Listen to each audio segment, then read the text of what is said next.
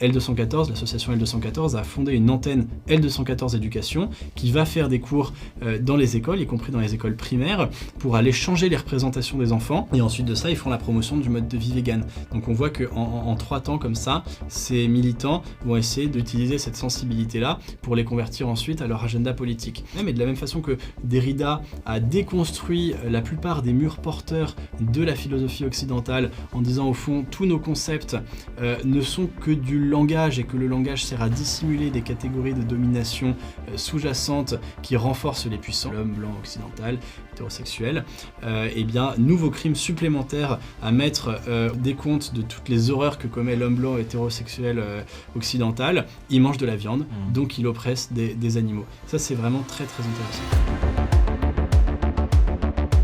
Bonjour à tous et bienvenue dans cette nouvelle vidéo. Bon, je vous rappelle comme d'hab de vous abonner, de liker et de commenter, c'est très important pour le référencement. Aujourd'hui, je me trouve avec Paul Sugy. Paul, bonjour. Bonjour Baudouin. Paul, tu es journaliste au Figaro et auteur de cet essai, L'extinction de l'homme, le projet des antispécistes, le projet fou des antispécistes. Alors, on sait que le mouvement antispéciste et son corollaire vegan a de plus en plus d'influence. On a tous un ami ou une sœur qui peut être vegan ou végétarienne. Est-ce que tu peux nous décrire un peu l'ampleur de ce phénomène au niveau national ou même mondial, avec quelques faits et quelques chiffres? Oui, alors effectivement, moi, le livre que j'ai écrit porte sur l'antispécisme et il faut bien comprendre que c'est une idéologie, c'est-à-dire que quand on parle de l'antispécisme, on est sur un courant d'idées qui remonte au moins à 1975 avec la publication par Peter Singer de La Libération animale, qui est vraiment l'ouvrage phare, le best-seller qui a un peu propulsé le mouvement antispéciste, d'abord dans les pays anglo-saxons. Singer, c'est un philosophe australien. Et ce qui est intéressant, et ça je le mentionne aussi, c'est que ce mouvement a mis un petit peu de temps à s'implanter en France et au fond la prospérité des idées antispécistes est assez récente en France par rapport aux pays anglo-saxons. Donc ça c'est assez récent mais pour le coup ça prend quand même de l'ampleur. Il y a notamment l'essayiste Émeric Caron qui a popularisé le terme et d'ailleurs on voit très bien dans les statistiques de recherche Google que c'est à partir de la publication du livre d'Émeric Caron qu'il y a un intérêt populaire pour cette question. En fait c'est un petit peu comme si l'antispécisme était né et avait couvé en fait pendant un certain temps à l'université et dans les milieux un petit peu élitistes de production de savoir et que là depuis quelques années il se démocratise, il se vulgarise et il y a de plus en plus d'ouvrages qui rendent accessible au grand public la pensée antispéciste. Et ensuite, toi, tu cites le véganisme comme le corollaire de l'antispécisme. En fait, le véganisme, c'est le mode de vie qui met en œuvre le principe, voilà, exactement, de l'idéologie antispéciste. Donc, je résume en un mot. Pour les militants antispécistes, il y aura une discrimination spéciste qui consiste à penser que les cochons, parce qu'ils sont des cochons, n'ont pas les mêmes droits que les humains, au motif qu'ils appartiennent à l'espèce cochon et pas à l'espèce humain. Et donc pour eux, ça c'est une discrimination spéciste, c'est-à-dire que c'est une discrimination sur le critère de l'espèce, comme on a pu parler aussi, on peut parler du racisme, du sexisme, qui sont des discriminations d'individus à raison de leur sexe ou de leur race. Et donc vraiment, il y a ce calque-là qui est fait. L'antispécisme, lui, il prône l'abolition de la frontière morale entre l'humain et les autres animaux. D'ailleurs, ils disent pas les animaux, mais ils disent les animaux non humains, pour bien comprendre que les humains sont des animaux comme les autres. Et donc, ils veulent qu'on prenne en compte, à égalité avec les nôtres, les intérêts des autres animaux, sans s'arrêter à la frontière de l'espèce comme une catégorie morale pour les discriminer. Et donc ça ne peut conduire qu'au véganisme, qui est la mise en œuvre d'un régime strictement vegan, donc c'est-à-dire sans produits d'origine animale, pas de viande, pas de poisson, pas d'œufs, mais aussi pas de cuir, pas de fourrure, pas de lait, pas de miel. Bon, mais au-delà de ça, et ça c'est vraiment très important, l'antispécisme, il prône une révolution qui va bien au-delà d'un mode de vie individuel. C'est-à-dire que c'est pas simplement le petit cousin qui refuse de prendre de la dinde à Noël, mais c'est vraiment cette fois-ci un mouvement de revendication politique. Le but c'est en fait de créer une révolution dans notre rapport à l'animal et non seulement de supprimer l'élevage, l'abattage et tout ce qu'ils assimilent à de l'exploitation de l'animal, mais aussi de créer des droits positifs pour les animaux. C'est plus le droit négatif, c'est-à-dire celui de ne pas être chassé, de ne pas être mangé, mais aussi des droits positifs. Donc par exemple, d'être protégé, comme nous on a la sécurité sociale et l'assurance maladie, on peut imaginer que pour les animaux demain ça serait pareil. Des espaces naturels protégés pour les animaux sauvages, en gros qui seraient des sortes de nations indépendantes, garanties auprès de l'ONU, etc. Donc vraiment il y a une réflexion politique qui va très très loin et qui est à proprement parler révolutionnaire. D'accord. Et quels sont les axes principaux de la doctrine antispéciste? Est-ce que c'est une application du marxisme au rapport homme-animaux ou bien c'est, je pense que c'est aussi le cas, mais c'est l'extension des droits individuels appliqués aux bêtes en fait. Ouais, c'est les deux en même temps. C'est-à-dire qu'en fait, moi, effectivement, je fais le lien entre la pensée post-marxiste, c'est-à-dire l'application de schèmes de pensée marxiste à d'autres formes de domination.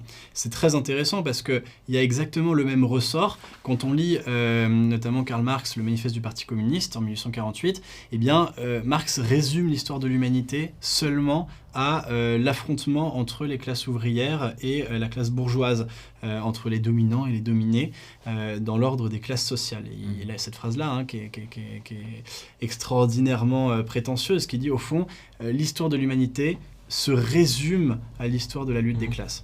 Et donc, cette pensée-là, donc celle qui organise toute l'histoire d'une civilisation autour d'une domination, parfois en plus même inconsciente, parce que le post-marxisme va essayer de révéler des dominations dont on n'avait pas conscience, par exemple avec l'idée d'une domination masculine qui serait cachée et qui existerait dans les préjugés inconscients.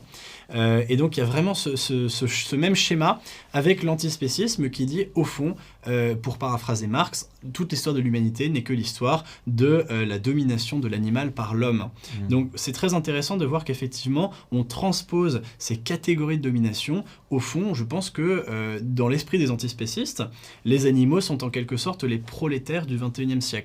Et il y a un calque, mais pour le coup que j'ai déjà souligné, notamment sous la plume de Peter Singer, entre les combats pour la libération des femmes, les combats pour la libération des personnes de couleur, avec la fin de l'esclavage et aussi la fin de la ségrégation aux États-Unis notamment, et le combat pour la libération des animaux. Évidemment, les femmes et les noirs, ou toutes les personnes qui ont été justement les bénéficiaires des mouvements progressistes précédents, pourraient s'indigner, certains le font déjà, en disant « mais attendez, ça veut dire que vous traitez les animaux à égalité avec nous, comme si c'était pareil ». Et je vais encore plus loin, c'est un argument qu'on a entendu de manière vociférante à la télévision la semaine dernière, parce que Solveig Galloin l'a quasiment crié sur le plateau de Cyril Hanouna.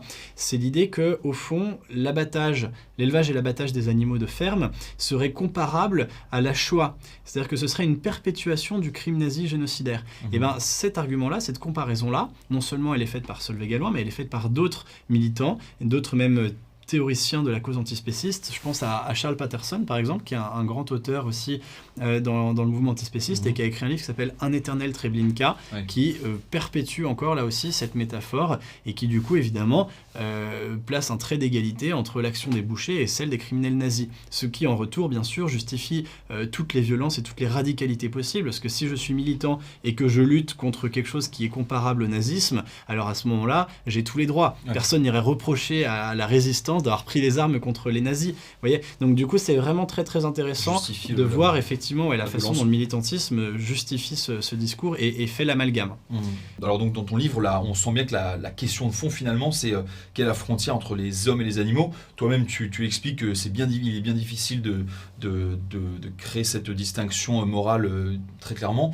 Où est-ce qu'on peut la placer? Non, c'est pas difficile. Non, au plan moral, c'est très simple. C'est-à-dire que l'humanité est considérée comme non seulement une espèce à part, mais le problème c'est que les antispécistes font comme si c'était seulement une question de biologie. Il ne s'agit pas d'isoler seulement l'homme comme une espèce biologique à part du vivant, mais de dire aussi que dans la forme de vie humaine, dans la façon dont on humanise nos existences, nous avons un certain nombre d'indices d'une vie spirituelle présente chez l'homme qui n'existe bien sûr pas chez les animaux et qui passe bien sûr par le fait d'avoir une histoire, de se transmettre un récit collectif, même des mythologies, le fait d'avoir une culture bien sûr, le fait de créer des œuvres qui mettent en scène ou reproduisent notre rapport au monde, le fait aussi d'avoir bien sûr une vie spirituelle, même si celle-ci n'est peut-être plus tout à fait d'actualité dans une société massivement laïque, mais c'est d'ailleurs intéressant de voir pourquoi est-ce que l'antispécisme triomphe au moment justement où l'athéisme de masse connaît son essor. C'est vraiment à partir de la fin du 19e siècle que la cause végétarienne a connu un net regain d'intérêt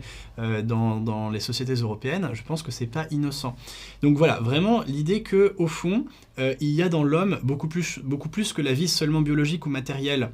Ça c'est très important de le rappeler, parce que les antispécistes utilisent un argument qui est un subterfuge et qui pour moi n'est pas recevable, qui est de dire l'observation biologique de l'animal notamment c'est une discipline qui est très en vogue dans les études scientifiques, c'est l'éthologie. C'est passionnant, c'est l'étude du comportement des animaux. Oui, tu donnes des exemples assez fascinants d'un gorille qui arrive à parler avec la gorille Coco, qui savait signer effectivement et s'exprimer avec un langage extrêmement complexe. L'éthologie, ça va plus loin parce qu'elle s'intéresse aussi au comportement psychosocial des animaux. Elle établit par exemple le fait que dans un certain nombre d'espèces animales, on voit des schèmes politiques se reproduire, etc. Donc c'est passionnant. Donc vraiment, le regard scientifique sur l'animal, en ce moment, connaît un très très grand essor. On fait des découvertes qui sont vraiment stupéfiantes et qui bien sûr modifient la compréhension qu'on a de l'animal et qui quelque part nous montrent que les animaux sont peut-être bien plus intelligents que ceux dont on avait conscience jusqu'à maintenant. Ça c'est intéressant. Mais par contre, là où est le subterfuge et là où il faut vraiment se méfier, c'est que les antispécistes utilisent ce qui est d'ordre vraiment de l'observation scientifique pour en faire un argument philosophique et moral. Alors que pour moi, c'est deux champs qui sont complètement différents. C'est-à-dire qu'on peut tout à fait reconnaître qu'au plan scientifique, l'homme n'est en effet qu'un animal comme un autre. Je veux dire, ça fait maintenant plusieurs siècles qu'on discute l'interprétation des théories darwiniennes, de l'évolution, etc. Ça, c'est très intéressant et il y a une vraie justesse là-dessus. C'est-à-dire qu'effectivement, l'homme est un animal plus évolué, plus intelligent, plus ceci ou plus cela, mais c'est un animal. Mais en revanche, l'homme n'est pas seulement un animal. C'est-à-dire qu'il y a dans l'homme des choses qui échappent au déterminisme de la vie animale et qui nous situent sur un autre plan. Et d'ailleurs, dans l'ordre intellectuel, depuis l'Antiquité, on a toujours reconnu qu'il y a une forme de pluridimensionnalité de l'existence et que, en plus de l'ordre de la matière, il y a aussi l'ordre des choses de l'esprit qui vient se superposer à cela. Et donc, on ne peut pas se contenter d'arguments scientifiques qui disent il y a une différence de degré et non de nature entre les humains et les animaux, pour faire comme si c'était valable au plan moral. Et ça, c'est une distinction qui pour moi est fondamentale, c'est qu'au fond, l'antispécisme devient logique seulement si on adopte un mode de raisonnement qui est matérialiste. Et ça, moi je combats évidemment ce point de vue-là.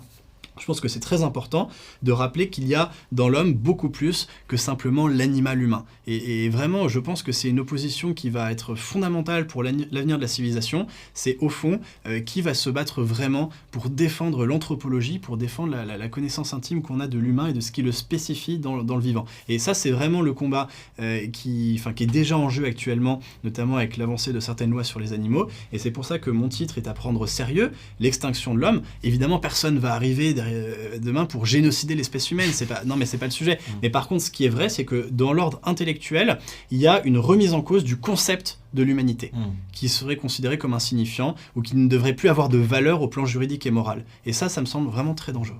Tu l'as abordé rapidement. Qu'est-ce qui fait que les hommes, à un moment donné de la fin du siècle dernier, ont cessé de voir cette distinction claire? C'est en effet une victoire du matérialisme sur les esprits. Donc effectivement, c'est très intéressant de remonter la genèse intellectuelle du mouvement antispéciste, parce qu'au fond, le végétarisme a pratiquement toujours existé dans toutes les civilisations européennes. Depuis Rousseau, mais bien avant, même on remonte jusqu'à l'Antiquité. Pythagore était végétarien. Ce qui est amusant, c'est qu'il l'était aussi parce qu'il croyait dans la métempsychose, donc la réincarnation de l'âme humaine dans l'âme animale. Donc pour lui, effectivement, il n'y avait pas du tout de frontière entre l'homme et l'animal. Bon, et puis après Pythagore, beaucoup de courants dans l'Antiquité latine aussi, et puis ensuite les hérétiques cathares, par exemple, ne mangeaient pas de viande. D'ailleurs, c'était souvent à ça qu'on les reconnaissait lorsqu'on a mené l'Inquisition. Il y a eu, et puis après le voltairisme et le rousseauisme aussi se sont beaucoup intéressés au végétarisme. Et à chaque fois, alors un trait commun que je distingue assez nettement dans tous ces courants-là, c'est que souvent on est sur des auteurs, des penseurs anti-système, et qui en fait, à travers leur engagement contre la consommation de viande, essayent de déstabiliser l'ordre politico-religieux établi. Et à mon avis, c'est pas anodin. C'est-à-dire que vraiment, il y a l'idée qu'en s'en prenant à la vision qu'on a de l'animal, au fond, on prône une vision révolutionnaire, et quelque part, on essaie de déstabiliser les autorités morales, politiques ou religieuses. Et d'ailleurs, aujourd'hui encore, on le voit, il y a vraiment l'idée que l'antispécisme, c'est une cause qui est censée être subversive et qui vise vraiment à une révolution complète de notre mode de vie, mais pas seulement, vraiment du logiciel civilisationnel adopté par nos pays. Donc du coup, moi je suis remonté à tout ça, et ce que je vois vraiment de nouveau dans l'antispécisme contemporain, c'est le tournant qui a été opéré à travers la philosophie utilitariste. Alors je vais essayer de développer un petit peu pour ceux qui ne sont pas forcément familiers de tous ces thèmes-là, mais il faut bien comprendre qu'en philosophie morale, on a plusieurs façons différentes de penser la question du bien et du mal. La façon un peu classique, si j'ose dire, qui en fait observe d'abord le contenu de mon devoir, donc c'est que dois-je faire au sens où quels sont mes devoirs, et la position utilitariste qui, à l'inverse, ne se pose pas exactement la question en ces termes, mais qui dit quelles seraient les conséquences de telle ou telle de mes actions. Et donc l'utilitarisme évalue l'action, la moralité d'une action uniquement à l'aune des effets qu'elle produit. Et de ce point de vue-là, Jeremy Bentham ou John Stuart Mill, qui sont un peu les inventeurs de ce courant-là, vont déjà introduire ce que Peter Singer va approfondir dans son œuvre, c'est-à-dire au fond l'idée que le vrai principe moral absolu, c'est celui de la souffrance. Au fond, une action est bonne si elle limite la souffrance des individus, et une action au contraire est mauvaise si elle l'augmente inutilement. Ça, c'est intéressant, et pour moi, c'est scandaleux. Parce que je ne considère pas que la souffrance puisse être un principe moral. Je m'explique, c'est-à-dire que dans la vie, il y a un certain nombre de souffrances qui sont inhérentes à l'existence. Il y a même certaines souffrances qui sont peut-être les plus belles qu'on puisse vivre dans une vie humaine. Un exemple que j'aime bien prendre, c'est les douleurs de l'enfantement. En fait, en donnant du sens à la souffrance et en l'humanisant quelque part aussi à travers la production intellectuelle qu'on met derrière, la façon dont l'homme habite son existence avec du sens, eh ben, on peut en faire quelque chose de très beau. Comme la femme qui enfante, voilà, qui se sacrifie. Une des plus belles représentations qu'on ait dans la culture occidentale, c'est peut-être le retable d'Isenheim qui montre le Christ en croix tordu de douleur, mais évidemment qui est en train d'accomplir le geste d'amour par excellence. Donc on voit bien que la souffrance, elle est beaucoup plus ambivalente que cela. On peut pas résumer les choses en disant simplement il y a des souffrances qui sont bonnes et des souffrances qui sont mauvaises. C'est vraiment, ça dépend de la construction de sens qu'on y met. Et donc on voit bien qu'au fond, utiliser la souffrance, qui est vraiment une catégorie de pensée biologique, c'est-à-dire que la souffrance, c'est un système d'information neuronale qui remonte au cerveau et qui nous donne une information biologique. On est vraiment uniquement dans l'ordre de la matière. Sans remonter justement à ce qui va au-delà et qui est la question du sens et la question vraiment de la façon dont on peut habiter ça d'un point de vue spirituel, eh ben, je pense qu'on est en train de dévoyer la morale. Et Peter Singer, vraiment, lui, il utilise ce seul argument-là pour dire, au fond, nous avons le devoir à l'égard de tous les individus vivants capables de ressentir la douleur, nous avons le devoir de respecter leur bien-être et de ne pas les faire souffrir. Et de ce point de vue-là, effectivement, veaux, vaches, cochons et couvées et humains, je veux dire, nous sommes absolument tous pareils. C'est-à-dire que si je te fais mal et si je t'enfonce un poignard dans le bras, ça te fera probablement la même douleur que si je le fais à une vache ou n'importe lequel autre des animaux, ce qu'on appelle les animaux sentients. Donc sentient, c'est capable de ressentir la douleur, mais aussi d'en être conscient et de l'interpréter. Voilà. Donc là, vraiment, ça, c'est la spécificité de l'antispécisme contemporain, c'est une révolution dans la philosophie morale. Ça a commencé comme ça, et après, ça se poursuit avec d'autres auteurs qui vont encore plus loin et qui vraiment remettent en cause l'existence de frontières étanches entre les différents individus vivants. Notamment, je pense à Donna Haraway, qui est d'abord en fait une théoricienne du mouvement queer. Donc elle avait déjà remis en cause l'étanchéité des concepts masculins, féminins, et notamment... alors ce qui donne la théorie du genre. Ce qui donne la théorie du genre, mais en fait, voilà, ça faisait un petit moment qu'à l'université, on discutait déjà de ce qu'on avait appelé d'abord la French Theory, donc vraiment les études de genre qui remettaient en cause l'idée selon laquelle les différences de sexe sont naturelles, mais au contraire affirment qu'elles sont construites socialement et culturellement. Et donc du coup, Donna Haraway, alors ce qui est amusant, c'est qu'elle, son principal argument, c'est celui de la partouze. En gros, sous la couette, tout se mélange. Non, ça fait rire, mais c'est vrai. D'ailleurs, elle raconte dans un de ses livres sur l'animal, qui s'appelle Le Manifeste des espèces de compagnie. Vraiment, l'ouvrage commence là-dessus. Elle décrit une scène érotique entre sa chienne et elle. Et en disant, finalement, je me fais coloniser par ma propre chienne grâce à la relation amoureuse, mais même érotique qu'elle entretient avec elle. Et donc, ça montre bien qu'au fond, nos êtres sont interconnectés et qu'on ne peut pas opposer de manière dualiste l'humain et l'animal. D'accord. Voilà. Donc, vraiment, ça, c'est un stade supérieur parce qu'au plan philosophique, on en revient vraiment à remettre en cause l'existence même d'une différence fondamentale entre l'humain et l'animal. Et là, moi, il me semble qu'on a franchi un troisième stade, qui est vraiment l'âge politique. Donc on a une idéologie antispéciste construite, cohérente, argumentée, qui s'est beaucoup développée. En France, il y a eu les cahiers antispécistes qui, pendant quasiment une trentaine d'années, depuis le début des années 90, ont alimenté ce courant d'idées-là et ont beaucoup réfléchi à ses implications. Et maintenant, on cherche à transposer ça en politique, en cherchant des solutions pratiques pour faire avancer l'agenda de la libération animale. Et donc évidemment, ça consiste à notamment réduire de plus en plus et puis un jour interdire tout bonnement l'élevage, la chasse et tout. Donc, toutes les activités humaines. La chasse est déjà très menacée. La chasse est menacée en tous les cas. Il y a effectivement beaucoup de gens qui aimeraient mettre fin à des pratiques. D'abord, on va parler beaucoup de la chasse à courre, de certaines pratiques qui sont peut-être médiatiquement un peu moins passable, parce qu'on voit des images souvent d'une rare violence, et puis petit à petit, évidemment, on viendra interdire tout bonnement le fait même de chasser, et puis on ira encore plus loin, on interdira la dératisation, enfin vraiment toutes les actions nocives à l'égard des animaux, mais ça c'est qu'un premier stade. Et demain, on réfléchira autrement, et une fois qu'on aura franchi un cap dans les droits, vraiment les droits négatifs, le droit à ne pas être tué, chassé, abattu, etc., on ira dans le droit positif, et on réfléchira vraiment à comment construire une société où les animaux et les humains vivent ensemble en harmonie sur un pied d'égalité. Et il y a vraiment déjà des livres qui se posent très sérieusement cette question, comment fait-on demain pour construire cette société ? Bah justement, parce qu'on va continuer un peu à parler de la littérature antispéciste, et tu parles du livre Zoopolis, qui est écrit par des antispécistes américains, qui a d'ailleurs inspiré beaucoup Hélène Touy, qui est une des figures du parti animaliste.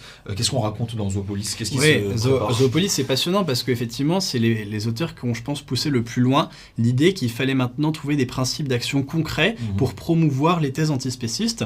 Ce qui est intéressant d'ailleurs, c'est que notamment Will Kymlicka, donc l'un des deux auteurs de Zoopolis, lui c'est vraiment un théoricien du multiculturalisme à la base. Donc sa réflexion, elle est vraiment orchestrée autour de l'idée qu'il faut dans les sociétés humaines inclure le plus largement possible l'étranger, mais l'étranger avec un E majuscule, c'est vraiment le tout autre, le différent. Et forcément, sa réflexion va ensuite jusqu'à l'inclusion des animaux, parce que au fond, si on cherche à radicaliser cette position-là, qui est l'individu le plus différent de moi avec qui je peux essayer de vivre, c'est l'animal.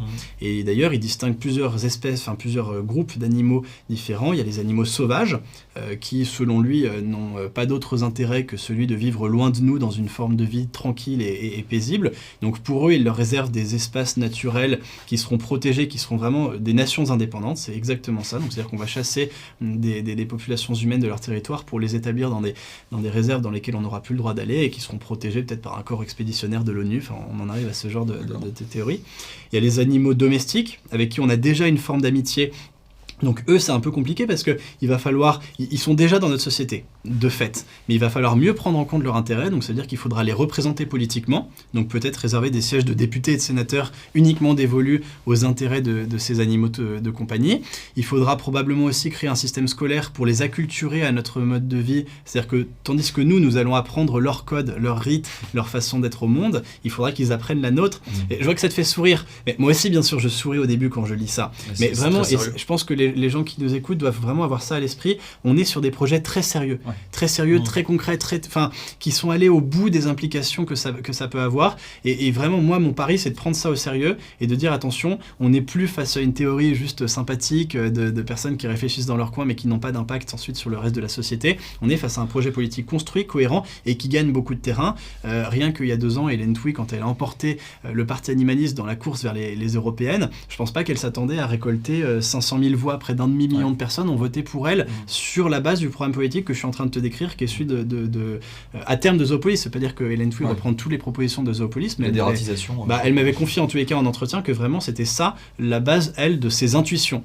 Et la dératisation, on est déjà dedans parce que là, il y avait au conseil municipal de Strasbourg en septembre dernier une élue qui avait le plus sérieusement du monde expliqué qu'il fallait arrêter d'exterminer les animaux, alors ce qu'on appelle les animaux liminaires. Donc c'est des animaux qui sont ni sauvages ni vraiment domestiques, mais qui vivent au contact des sociétés humaines et qui sont interdépendants de nous. Donc par exemple les pigeons, les rats, les punaises de lit, bref tous ceux qui sont un peu à la périphérie de notre vie. Je vois que tu continues à sourire, attention. Et donc, là, pour le coup, elle disait, mais il faut arrêter de les exterminer parce que on n'a pas le droit de faire ça, ce sont des êtres sensibles. Donc, il faut trouver d'autres solutions qui peuvent être, par exemple, le fait de les déplacer. Donc, je me demande à partir de quand est-ce que la mairie de Strasbourg va mettre en place des logements sociaux pour les punaises de lit, mais il faudra peut-être y réfléchir. Et puis, essayer de réguler leur population, peut-être avec la castration, je sais pas quoi. Mais donc voilà, l'idée, c'est qu'il y a vraiment une réflexion en cours là-dessus. Et donc, les animaux liminaires, il faut prendre en compte aussi leurs intérêts, mais on n'aura pas la même relation d'amitié avec eux, donc ça veut dire simplement que chaque fois qu'on prendra des décisions pour les humains, il faudra aussi évaluer leurs conséquences pour les animaux liminaires. Donc là, on voit bien qu'on construit un nouveau paradigme d'action politique, et que, en fait, on va inclure progressivement dans les sociétés humaines un certain nombre d'individus qui se comptent par centaines et centaines de milliers, de millions, enfin, on n'imagine évidemment même pas, et puis en plus, il faut voir, quand on prend en compte juste les animaux d'élevage, ça va, on arrive à peu près à les compter, à les recenser. Bien sûr, si on descend jusqu'aux insectes, ça peut aller très très loin. Et puis les poissons aussi, qui sont des animaux sentients, attention. Donc on voit bien vraiment que là, on va vers une révolution politique aux conséquences en fait presque inimaginables, et je pense que ça, c'est un des ressorts très puissant aussi de l'intérêt que suscite l'antispécisme, c'est que pour beaucoup de gens, notamment des gens des classes aisées, urbaines, donc en plus avec une déconnexion avec la réalité de la nature, mais par contre qui s'intéressent à ça avec leur intellect, eh ben, ils se disent mais c'est une opportunité formidable, je vais pouvoir me faire plaisir, là il y a des millions de choses à penser, de problèmes, de paradoxes à surmonter, intellectuellement c'est extrêmement stimulant. Mais en même temps c'est vertigineux, et moi je trouve surtout que c'est profondément inquiétant parce que ça veut dire que tôt ou tard, les intérêts des animaux vont rentrer en concurrence avec les intérêts des humains, ne serait-ce que parce que si on veut mettre en place une politique d'égalité, ça a toujours un coût. On l'a bien vu d'ailleurs aussi avec les politiques qu'on a maintenant pour l'inclusion des femmes, etc. À chaque fois, derrière les beaux principes, il y a toujours un coût. Je ne dis pas qu'il ne faut pas le faire lorsqu'il s'agit d'inclusion à l'égard de personnes humaines, mais par contre, pour des animaux, là, il y a une vraie question politique qui va se poser, philosophique d'abord et politique ensuite, à savoir où est-ce qu'on met le curseur et à partir de quand est-ce qu'on considère que nos intérêts à nous sont supérieurs aux autres ou doivent être au moins prioritaires. Parce que c'est ça, pour moi, le point aveugle de l'antispécisme. On peut rêver de manière assez naïve à un monde absolument parfait où tout aurait été absous, il n'y aurait plus de violence, plus de souffrance, on vivrait une sorte de paradis sur Terre. Bien sûr, il y a un ressort utopiste très important. Mais en fait, il y a quelque chose de proprement démiurgique aussi là-dedans. Et on n'a pas les moyens d'éradiquer la souffrance. D'abord, on n'arrive pas à la supprimer de nos propres existences et ensuite la supprimer de l'ensemble du vivant, c'est évidemment impossible. Donc il faut aussi être capable d'un peu de raison et de se dire que peut-être on pourra en fait pas aller au bout de ce projet-là. Et ça, à mon avis, c'est aussi l'indice qu'il y a quelque chose qui est complètement excessif et d'absurde même dans ce projet. Et je reviens un peu sur cette déconnexion avec la réalité de la nature, parce que je crois qu'il y a certains rédacteurs des cahiers antispécistes comme David Olivier, il me semble, sur l'écologie, qui explique qu'il est obligé de se poser la question de si nous cessons la prédation des hommes sur les animaux. Alors ça c'est Thomas Lepelletier qui pose la question de la prédation des animaux entre eux. Mais est-ce que c'est une idée sérieuse, parce que c'est compliqué d'empêcher les oiseaux de manger des vers de terre. Comment ils imaginent cette fin de la prédation? Est-ce que c'est une idée vraiment sérieuse? C'est quelque chose qui est à la limite entre l'idée sérieuse et l'exercice intellectuel. C'est-à-dire que beaucoup d'antispécistes s'arrêtent à cette question en disant non mais au fond la prédation n'est scandaleuse que quand elle est commise par l'homme, parce que l'homme étant capable de morale, il a les moyens dans son intelligence de comprendre que c'est pas bien, que c'est pas juste. Mais en fait, quand on va au bout, c'est pas très satisfaisant, parce que je suis aussi capable de dire oui, mais dans ces cas-là, si c'est pas juste pour moi, il est aussi de mon devoir de l'empêcher ailleurs. Sinon, nous nous rendrions en quelque sorte coupables de non-assistance à personne en danger. Donc effectivement, Thomas Lepelletier, dans les cahiers antispécistes, va au bout de cette objection et dit mais effectivement, oui, c'est vrai, dans un monde absolument antispéciste, il faudra se poser très sérieusement la question de protéger la gazelle du lion, peut-être demain protéger le thon du baleineau, et je ne sais quoi. Donc, et lui, d'ailleurs, il propose des solutions concrètes qui sont plus des pistes de réflexion que vraiment un programme politique abouti, mais qui peut passer par le fait de modifier le génome des prédateurs pour les rendre végétariens, leur filer des compléments alimentaires qui soient un substitut à la viande, ou peut-être créer même des safe space, des enclos dans lesquels on protégerait les gazelles des lions. Mais on voit bien derrière le mécanisme intellectuel qu'il y a, qui est vraiment de dire l'antispécisme est un principe idéologique extrêmement puissant à partir duquel je suis capable de penser une forme de régénération de l'ensemble de la vie sur Terre. Vraiment, il y a un projet proprement démiurgique. C'est au fond l'homme qui se déifie lui-même et se rend comme justicier. Descartes disait l'homme est le maître et le possesseur de la nature. Et d'ailleurs, ça a beaucoup scandalisé les antispécistes qui disent attention, là vous êtes en train de commettre un affreux préjugé spéciste et nocif à l'égard des animaux. Mais finalement, eux vont plus loin encore. Ils disent l'homme n'est pas simplement le maître et le possesseur, mais le rédempteur de la nature. D'accord. Et est-ce qu'il y a aussi une ambiguïté qu'on peut peut-être lever, c'est que le projet antispéciste n'est pas écologique au fond, il est antispéciste en soi. Absolument, et d'ailleurs ça pour le coup David Olivier le dit très bien lui aussi dans les cahiers antispécistes, et dit l'antispécisme n'est pas un projet écologique et même va à l'encontre des postulats fondamentaux de l'écologie. Pourquoi? En fait c'est assez simple. Quel est l'argument des écolos pour protéger l'environnement ? Et avec l'environnement aussi les espèces animales, végétales qui y vivent. Et bien tout simplement qu'il faut protéger la nature pour la transmettre à nos descendants. Mais là, ça reste un projet qui est anthropocentré, qui n'a pour véritable intérêt que de défendre le bien-être de l'homme. Protéger la biodiversité, ce n'est finalement pas tant protéger les animaux qui la composent que de garantir à nos descendants la jouissance d'un monde dans lequel il y aura absolument autant de, d'espèces de papillons différentes que ce que nous connaissons nous, pour la beauté du monde et donc pour la qualité de la vie humaine dans le monde. Donc finalement, l'écologie, du moins pour les antispécistes, c'est encore un réflexe spéciste qui considère que l'homme est au centre de la nature et que c'est à lui d'en jouir le mieux possible. Et pour ça, il faut la protéger. Alors que l'antispécisme, lui, ne considère plus du tout les choses de la même façon. Il va renverser la perspective et il dit nous devons considérer à égalité les intérêts de tous les individus qui composent le vivant, tous les individus en tous les cas capables de souffrir. Et donc pour cette raison-là, mais il se moque de la préservation des espèces. Il pourrait ne subsister qu'une seule espèce animale sur Terre qui n'en aurait finalement pas grand-chose à faire, tant que les individus de cette espèce ne souffrent pas et ont une vie heureuse, digne et agréable. Donc vraiment, c'est plus du tout la même perspective. Et j'insiste un peu sur ce point-là parce que c'est très important de comprendre le projet qui est à l'œuvre derrière. On est en train déjà de mettre en place une véritable révolution technique, industrielle, artificielle, qui en fait rend possible l'avènement d'un monde antispéciste. Dans l'alimentation, on sait très bien qu'un régime vegan n'est pas tenable au long terme parce que c'est un régime qui est carencé en protéines s'il n'est pas complémenté par une vitamine B12 qui est produite en laboratoire par Big Pharma. Donc ça veut dire que déjà on voit qu'il y a une artificialisation de l'alimentation, qu'on va à l'encontre d'équilibres naturels établis depuis la nuit des temps, parce que l'homme est depuis très longtemps un carnassier. Donc on voit aussi que ça peut aller encore plus loin puisqu'on va proposer de remplacer la viande des animaux d'élevage par de la viande artificielle, donc des cellules de chair animale qu'on cultive in vitro en laboratoire et qu'on fait se développer pour vraiment créer un steak sous un microscope. Et puis derrière, c'est des technologies, on avait vu pour par exemple effectivement réécrire le génome des prédateurs, etc. Donc on a bien conscience qu'il s'agit d'un projet de régénération de la nature qui est en fait antinaturel, qui est complètement artificiel. Et d'ailleurs, c'est pas anodin. Les antispécistes, eux, récusent l'idée qu'il existe une nature. David Olivier, lui encore, a aussi écrit un très beau texte là-dessus, enfin beau en tous les cas très éloquent sur sa position, qui est que pour lui, la nature non seulement n'existe pas, mais qu'elle a été inventée par l'homme. Le concept de nature est un artifice qui n'aurait pour objet que d'assurer notre domination sur le vivant. Une forme de ruse.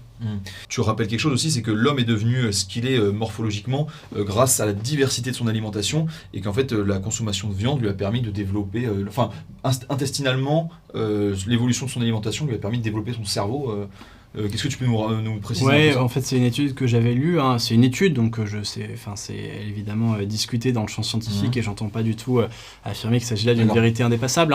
Mais effectivement, j'avais lu, et c'est très intéressant, des biologistes qui expliquaient qu'en fait, l'homme, en consommant de la viande, d'abord développe une alimentation qui est extrêmement complexe parce qu'évidemment, ça suppose de chasser. Donc en fait, ça suppose un certain nombre de techniques au plan cognitif et au plan vraiment strictement pratique qui en fait ont accéléré très rapidement son développement.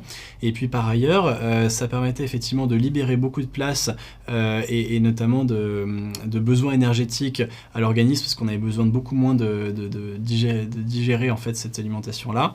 Et donc en fait, tout ce qu'on économisait d'énergie qui n'était plus à alimenter pour le système digestif allait au cerveau et permettait dans ce temps-là de développer des capacités cognitives plus importantes. Alors si tu veux bien, on va continuer cette interview en analysant rapidement des apparitions médiatiques des antispécistes pour un peu les décrypter.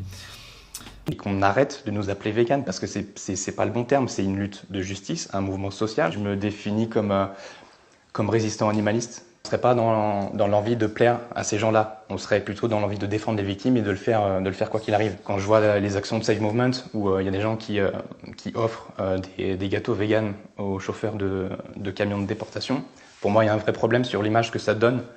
Qui sait, si on commence pas à dire qu'ils sont nos ennemis, la lutte, c'est qu'elle n'a pas commencé. Après, on décline jusqu'aux petits artisans parce qu'ils sont en bout de chaîne, mais ils vivent quand même du zoocide, du commerce de chair animale.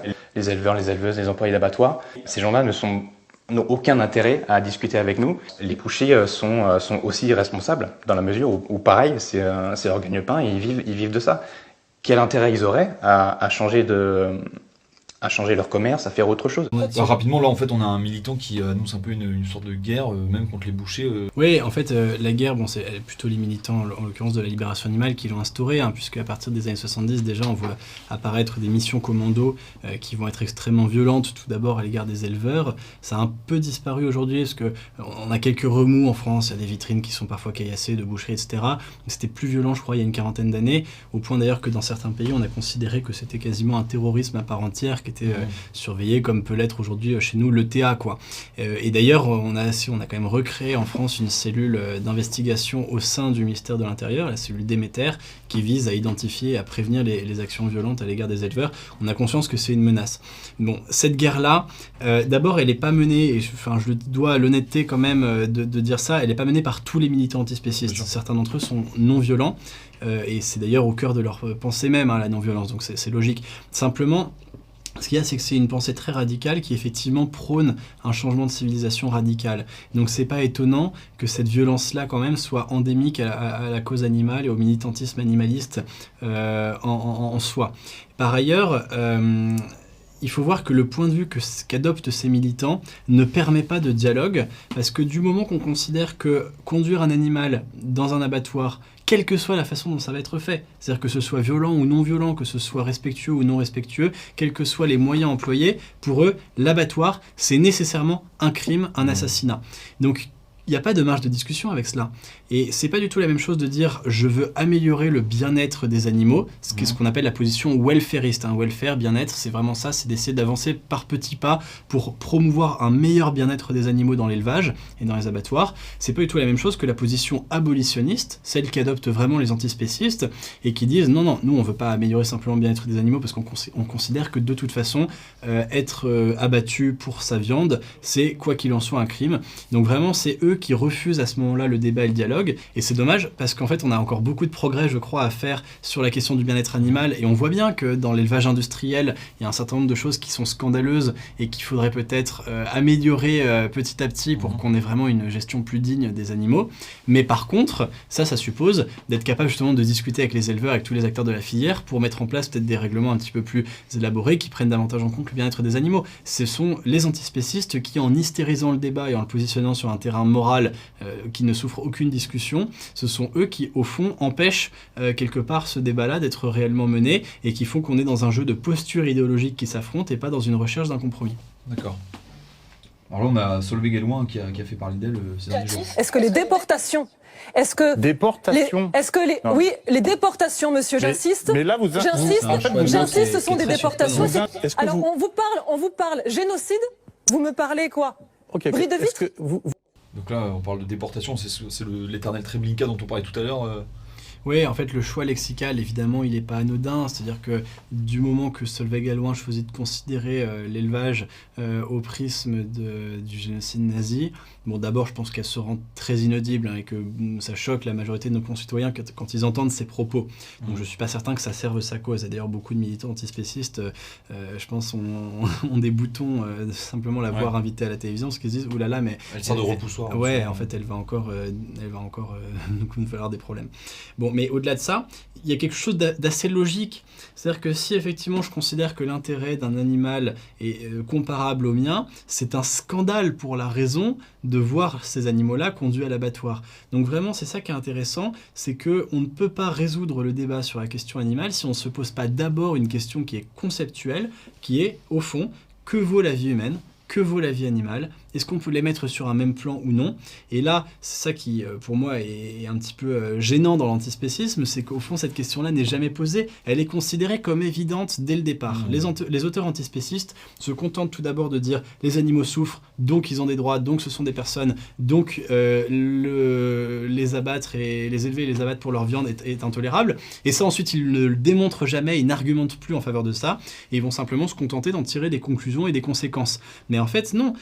Dans le débat sur l'animal, mais même pour savoir si actuellement un projet de loi qui est en cours d'examen, pour savoir si on doit mettre des animaux sauvages dans des cirques, si on peut mettre des dauphins dans des parcs comme Marineland, donc toutes ces questions-là qui se posent très concrètement, elles sont pas posées sous le seul angle qui nous intéresse et qui est vraiment fondamental, qui est de savoir qu'est-ce que l'animal, qu'est-ce que l'homme, et est-ce qu'il existe encore, est-ce qu'on est encore capable de penser une frontière radicale qui les sépare et qui justifie effectivement de ne pas traiter de la même façon les animaux et les humains. Il y a un concept que j'ai découvert chez Jacques Derrida qui s'appelle le carnophallogocentrisme. Donc c'est un mot un peu barbare, mais en fait le concept est assez simple pour faire le lien entre patriarcat et oppression animale. Donc là, on a un peu l'idée de convergence des luttes. Ouais, ça c'est très intéressant, c'est qu'effectivement, moi je montre dans ce livre que vraiment l'antispécisme s'inscrit en parfaite continuité avec tout le mouvement post-marxiste, mais aussi tout le mouvement vraiment d'émancipation des minorités, de défense des droits des opprimés, et que dans ce sens-là, effectivement, il y a une convergence entre tous ces différents combats, et notamment une filiation qui est directe entre la cause, par exemple, LGBT, qui en fait passe à la fois par la défense de catégories opprimées et en même temps par la redéfinition des concepts eux-mêmes, en disant au fond masculin, féminin, c'est dépassé, on va aller beaucoup plus loin. Donc c'est vraiment c'est le même ressort, le même mécanisme intellectuel. Et sociologiquement, quand on s'intéresse vraiment aux militants en eux-mêmes, c'est rare de voir des gens qui rentrent uniquement dans le combat antispéciste directement. La plupart du temps, c'est d'abord des gens qui s'intéressent à d'autres combats progressistes, donc notamment la cause féministe ou la cause LGBT, et qui ensuite, par porosité, rentrent dans la lutte antispéciste. Donc c'est vraiment une sorte d'extension de tous ces autres combats-là.